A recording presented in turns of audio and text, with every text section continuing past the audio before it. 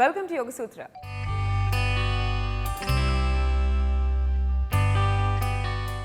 ఇవాళ యోగ సూత్రలో కృష్ణ గారు మనందరికీ ఏ ఆసనం పరిచయం చేయబోతున్నారో చూద్దాం.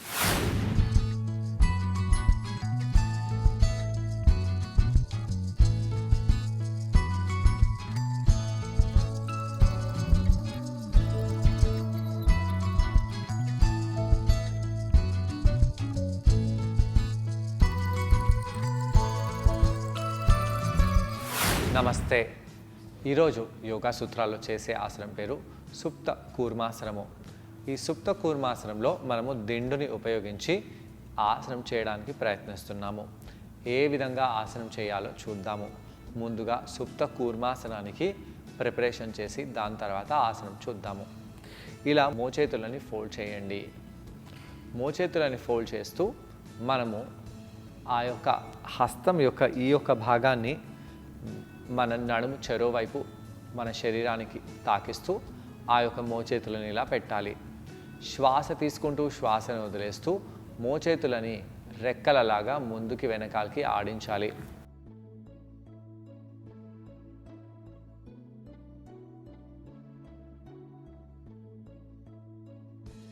ఇలా మోచేతులని ముందుకి వెనకాలకి చేస్తూ ఉండండి. ఎలా అనిపిస్తుందో గమనిస్తూ ఉండాలి.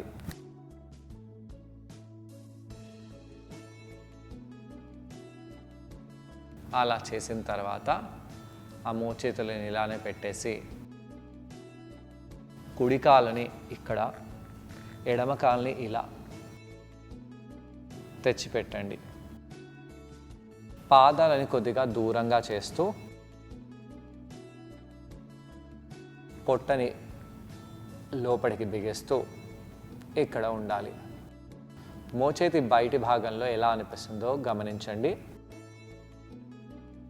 మోచేతులను చాలా దగ్గరగా తెచ్చేసి దూరంగా తీసుకెళ్ళండి. దగ్గరగా తెచ్చేసి దూరంగా తీసుకెళ్ళండి. ఇలా కొన్నిసార్లు చేయాలి.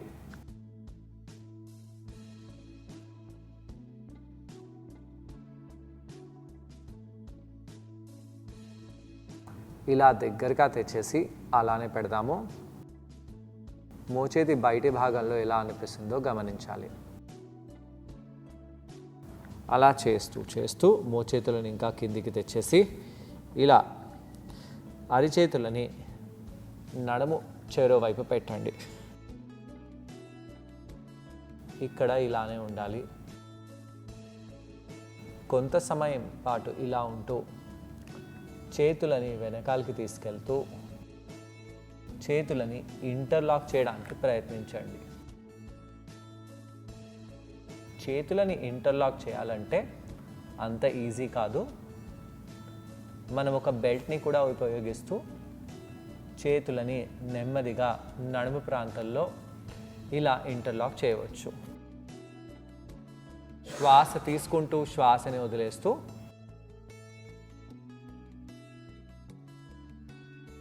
నెమ్మదిగా ఇలా చేతులని ఇంటర్లాక్ చేసి పెట్టాలి. ఆసనం నుంచి బయటికి వచ్చేసేయండి.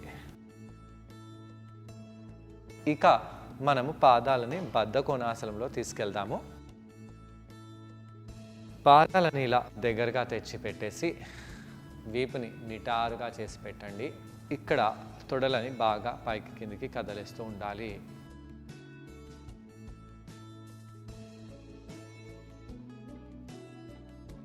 శ్వాస తీసుకుంటూ శ్వాసని వదిలేస్తూ తొడలని కదిలించండి.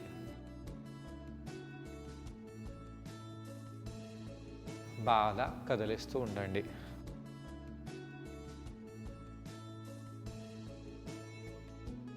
దాని తర్వాత ఫార్వర్డ్గా బెండ్ అవ్వండి. ఇలా ఫార్వర్డ్గా బెండ్ అవుతూ పైకి వస్తూ కంప్లీట్గా మోచేతులను కింద పెట్టేసి ఇలా ఫార్వర్డ్గా బెండ్ అవ్వడానికి ప్రయత్నించాలి. తల వెళ్ళి కాళ్ళకి తాకాలి.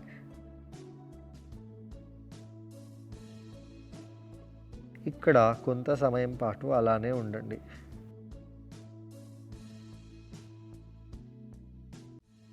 నెమ్మదిగా పైకి వచ్చేసేయండి. ఇక మనము ఇప్పుడు సుప్త కూర్మాసనానికి బోల్స్టర్ని ఏ విధంగా యూస్ చేయాలో చూద్దాము. బోల్స్టర్ని ఈ విధంగా ముందుకు తెచ్చి పెట్టేసేయండి.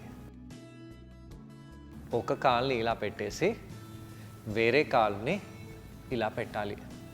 ఇక్కడ యాంకిల్స్ని క్రాస్ చేసాము. ఈ విధంగా కాళ్ళని క్రాస్ చేసి పెట్టాలి. జనరల్గా ఈ విధంగా మనము కాళ్ళని క్రాస్ చేయొద్దని అంటాము. ఎందుకు?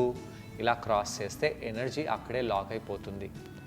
అయితే కేవలం ఇలాంటి ఆసనాలప్పుడే మనం కాళ్ళని లాక్ చేయాలి.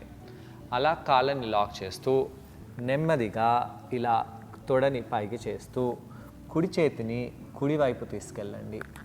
ఎడమ చేతిని ఇలా ఎడమ వైపు తీసుకెళ్ళండి. అలా తీసుకెళ్తూ తలని ఇలా యాంకిల్స్ దగ్గర తెచ్చిపెట్టండి. ఇక్కడ కొంత సమయం పాటు ఉండాలి. ఎలా అనిపిస్తుందో గమనించండి.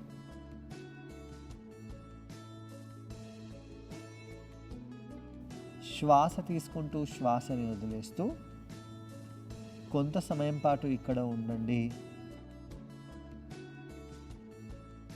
దాని తర్వాత నెమ్మదిగా మోకాళ్ళని ఇలా పైకి చేస్తూ తలని యాంకిల్స్ కంటే కిందికి తీసుకెళ్ళాలి. ఎలా అనిపిస్తుందో గమనించండి. వీపుని గుండ్రంగా చేస్తున్నాము. వీపులో నడుములో కొద్దిగా పెయిన్ అనిపిస్తుంది.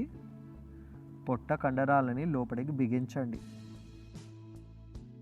నెమ్మదిగా ఆసనం నుంచి బయటికి వచ్చేయండి. ఈసారి మనము కాళ్ళని మార్చాలి. ఎడమ కాల్ని పైకి పెట్టేసి కుడి కాల్ని కింద పెడుతున్నాము. మళ్ళీ ఇలా చేతులని నడుము వెనకాల ప్రాంతంలో తీసుకెళ్ళి తలని ఇలా కిందికి తీసుకెళ్ళాలి. శ్వాస తీసుకుంటూ శ్వాసని వదిలేస్తూ తలని కిందికి తీసుకెళ్తూ ఉండండి. తొడ కండరాలలో నడుము కండరాలలో ఎలా అనిపిస్తుందో గమనిస్తూ ఉండాలి. పొట్ట కండరాలను లోపలికి బిగిస్తూ కొంతసేపు అలా ఉండి నెమ్మదిగా ఆసనం నుంచి బయటికి వచ్చేయాలి. శ్వాస తీసుకోండి, శ్వాసని వదిలేయండి. ఇక్కడ మన వీపు ఈ విధంగా అవుతుంది, గుండ్రంగా అవుతుంది. తాబేలు వీపు కూడా అలా గుండ్రంగా ఉంటుంది. కాబట్టి ఇక్కడ మనము కూడా మన వీపుని గుండ్రంగా చేస్తున్నాము. అయితే అలా గుండ్రంగా చేసినప్పుడు వీపులో కొద్దిగా ఇబ్బందిగా అనిపించవచ్చు, కాళ్ళల్లో కూడా కొద్దిగా ఇబ్బందిగా అనిపిస్తుంది. అయితే ఈ యొక్క ఆసనం మనము ఈ బోల్స్టర్ని ఈ హైట్లో పెట్టి కూడా చేయవచ్చు. మళ్ళీ పాదాలని ఇలా పెట్టండి. అలా పెడుతూ మళ్ళీ మనము తలని ఈ విధంగా కిందికి తీసుకెళ్ళాలి. ఏమవుతుంది? ఇలా కాలు పైకి తల కిందికి అయ్యింది. పైకి వచ్చేయండి.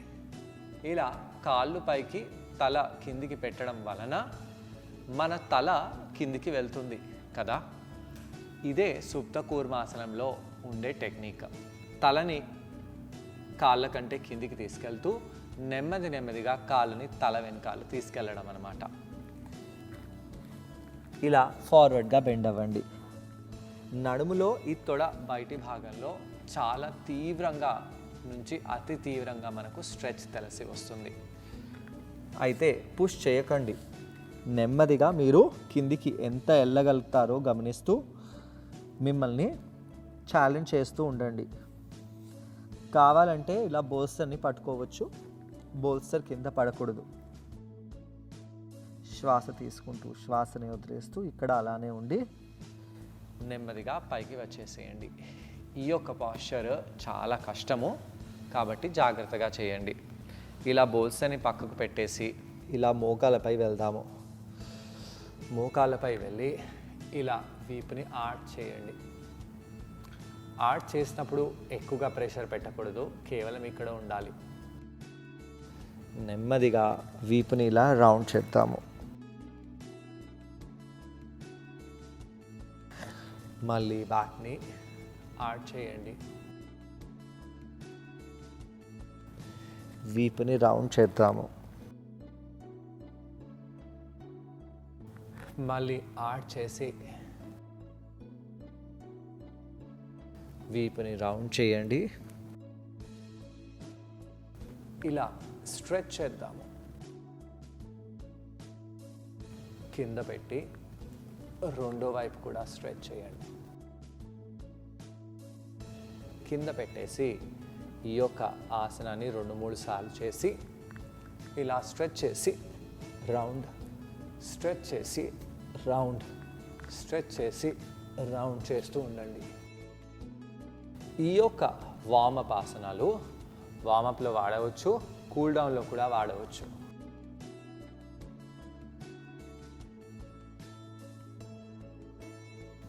అలా చేయడం వలన ఈ వీపు మొత్తం రిలాక్సింగ్గా ఉంటుంది. దాని తర్వాత వజ్రాసనంలో కొంచెంసేపు కూర్చోవాలి. ఎందుకు? కాళ్ళ వెనకాల ప్రాంతంలో చాలా తీవ్రంగా మనకు స్ట్రెచ్ వచ్చింది. వజ్రాసనంలో కూర్చున్నట్టు అయితే ఆ యొక్క స్ట్రెచ్ ఈజీగా అవుతుంది. ఆ యొక్క కండరాలు కొద్దిగా ఈజీగా ఫీల్ అవుతాయి. ఈ ఆసనాన్ని ట్రై చేయడానికి కృష్ణ గారితో పాటు నేను కూడా జాయిన్ అవబోతున్నాను. మరి మా ఇద్దరిని చూసి ఈ ఆసనాన్ని ఒకసారి మీరు కూడా ట్రై చేయండి. నమస్తే. ఈరోజు యోగా సూత్రాలు చేసే ఆసనం పేరు సుప్త కూర్మాసనము. ఈ సుప్త కూర్మాసనం మనము బోల్సర్ సహాయంతో చేయబోతున్నాము. కూర్మాసనము అంటే తాబేలు. తాబేలులాగా మన వీపు రౌండ్ అవుతుంది.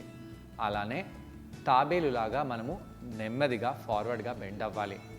ఏ విధంగా ఈ ఆసనము మన శరీరంపై ఎఫెక్ట్స్ చూసే ముందు వార్మప్ చేయాలి. ముందుగా మనము మాలాసనంలో కూర్చుందాము. మాలాసనంలో కొంత సమయం పాటు కూర్చోవాలి. పాదాలని దూరంగా చేసి మాలాసనంలో తొడలని దూరంగా చేస్తూ ఇలా కూర్చోండి. శ్వాస తీసుకుంటూ శ్వాసను వదిలేస్తూ తొడలని బాగా దూరంగా చేయాలి. మాలాసనము అప్పుడు ఇప్పుడు కాదండి, ప్రతిరోజు చేయాలి. శ్వాస తీసుకుంటూ శ్వాసని వదిలేస్తూ ఈ ఆసనంలో ఎక్కువ సమయం పాటు ఉండండి. పొట్ట కండరాలని లోపలికి బిగిస్తూ ఉండాలి. శ్వాస తీసుకుంటూ వదిలేస్తూ ఉండాలి. ఇలా కొంత సమయం పాటు కూర్చున్న తర్వాత నెమ్మదిగా ఇలానే పృష్ఠభాగాలని వెనకాలకు పెట్టి కూర్చోండి. ఇప్పుడు నార్మల్గా కూర్చోండి. చేతులని ఇలా పెట్టండి. ఇలా పెట్టేసి రెక్కల మాదిరిగా మనం మోచేతులని ముందుకి వెనకాలకి కదిలించాలి.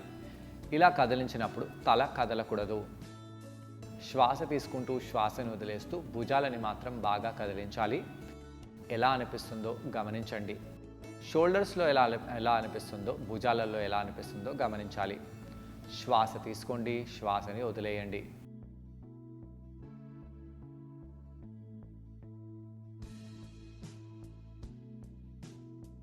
పాదాలని మ్యాట్పై పెట్టండి.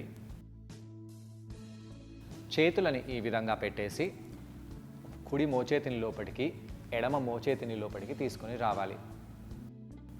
అలా మోచేతులని లోపలికి తీసుకొని రండి. తొడలని దూరంగా చేయండి.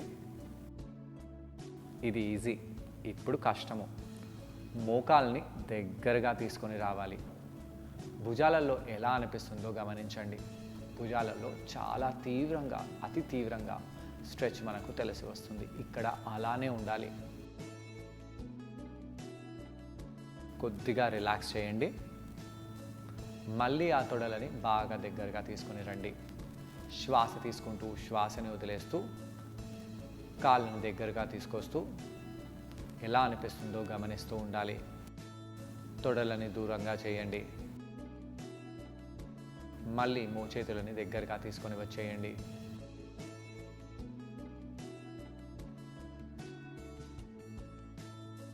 తొడలని దూరంగా చేసి హస్తాలని తొడ బయటి భాగంలో తెచ్చిపెట్టాలి. ఇలా భుజం దగ్గర ఇంటర్నల్గా రొటేట్ అవ్వాలి. బయట ఎల్బో దగ్గర ఎక్స్టర్నల్గా రొటేట్ అవ్వాలి. ఈ యొక్క మూమెంట్ 2 చేతులలో కావాలి. ఇదే కూర్మాసనంలో అవుతుంది. చేతులని వీపు వెనకాల ఇలా ఇంటర్లాక్ చేయగలగాలి. అలా చేస్తూ తలని ఫార్వర్డ్గా బెండ్ చేయండి. కాళ్ళని కొద్దిగా దూరంగా చేద్దాము. ఈ విధంగా కూర్మాసనం చేయాలి. కూర్మాసనం ఫస్ట్ స్టేజ్. ఇలా కూర్మాసనంలో వీపు రౌండ్గా అవుతుంది. ఇలా కూర్మాసనం చేసిన తర్వాత సుప్త కూర్మాసనం చేయాలి. నెమ్మదిగా పైకి వచ్చేసేయండి. కాళ్ళని దగ్గరగా దూరంగా చేద్దాము. ఇలా 10 to 15 టైమ్స్ చేయాలి. శ్వాస తీసుకుంటూ శ్వాసని వదిలేస్తూ కాళ్ళని దగ్గరగా చేస్తూ ఉండండి.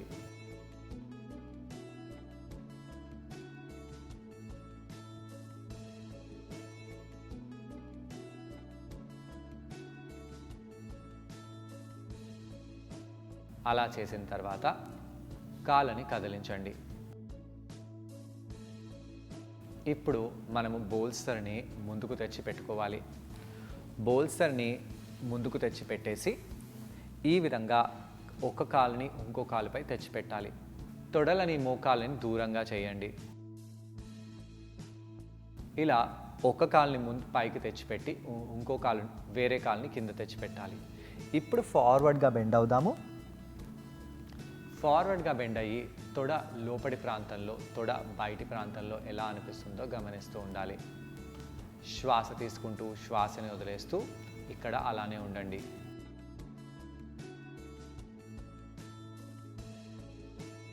పొట్ట కండరాలని బిగించాలి.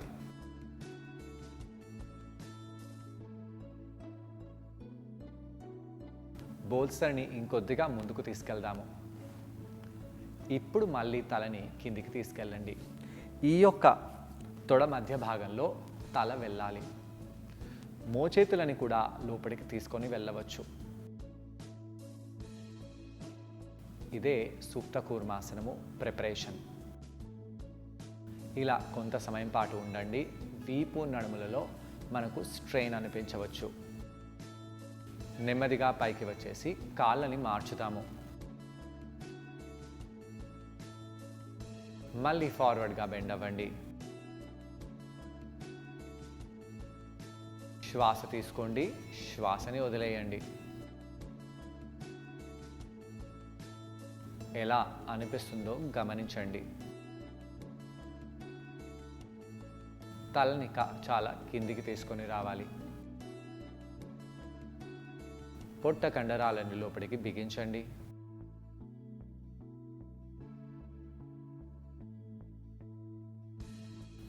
నెమ్మదిగా పైకి వచ్చేయండి. ఇప్పుడు బోల్స్టర్ హైట్ని పెంచవచ్చు. బోల్స్టర్ హైట్ని పెంచి కాళ్ళని అదే విధంగా క్రాస్ చేసి పెడదాము. అయితే కొద్దిగా దగ్గరగా వెళ్ళి బోల్స్టర్ని పట్టుకోండి, లేదా బోల్స్టర్ కింద పడిపోతుంది. బోల్స్టర్ని ఇలా పట్టుకొని తలని కిందికి తీసుకెళ్ళాలి. మోచేతులని లోపలి వైపు నుంచి తీసుకెళ్ళి బోల్స్టర్ని పట్టుకోండి, తలని కిందికి తీసుకెళ్ళండి. కాళ్ళల్లో చాలా తీవ్రంగా స్ట్రెచ్ మనకు తెలిసి వస్తుంది. తొడలల్లో, వీపులో, నడుములో. ఈ విధంగా చేస్తూ ఈ కాళ్ళు మన తల మెడ వెనకాలికి వెళ్ళాలి. అదే సుప్త కూర్మాసనము. అయితే అలా కంప్లీట్గా చేయకుండా మనము ఈ స్టేజ్ వరకు ఆసనాన్ని చేస్తున్నాము. కాళ్ళని మార్చి మళ్ళీ చేయవచ్చు. అయితే ఈ ఆసనం చేసిన తర్వాత ఆసనం చేసేటప్పుడు చాలా జాగ్రత్తగా ఉండాలి. నడుము తొడలల్లో ఎక్కడా పట్టుకోకూడదు. ముఖ్యంగా ఈ తొడ బయటి ప్రాంతంలో ఎటువంటి పెయిన్ మనకు అవ్వకూడదు. చూసారు కదండి, ఈ ఆసనం పేరు సుప్త కూర్మాసనం. ఈ ఆసనాన్ని మనం బోల్స్టర్ సహాయంతో చేసాం.